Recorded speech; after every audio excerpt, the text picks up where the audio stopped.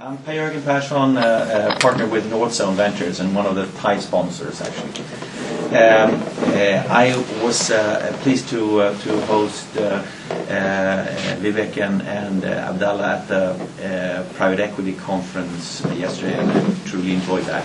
My question is, specifically when you're setting up as a Nordic player a project in India or in Saudi Arabia, how should you structure it? With what kind of partners?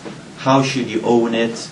And what should be the roles of the various people? Well, thank you for the question. To start with, let's address the legal aspect. The law. What does the law say? The law says that you can do anything you want, up to 100% ownership by the international investor.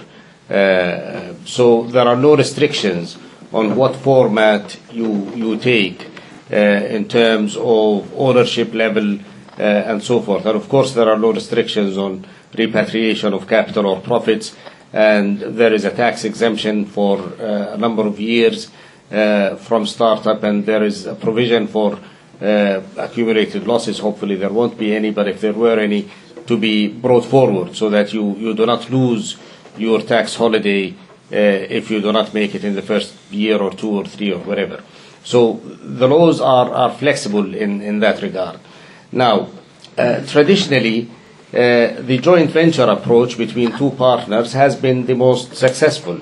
You use the local partner for guidance, for financing, for expertise, for help in creating business opportunities, for communications, for contacts, for guiding you through the network of local connections and so forth that are helpful from the intelligence, from the marketing, from the information gathering point of view.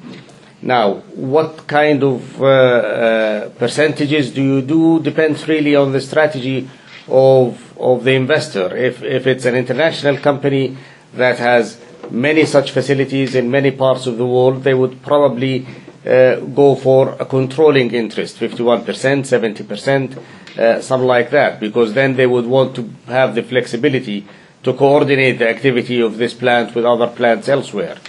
If it is a single endeavor, a single venture, then maybe you would not need to go to that high a level. The Saudi partner would probably always appreciate and prefer to have an equity stake by the international partner of no less than 20 or 25 or 30%. It shows commitment, it shows continuity.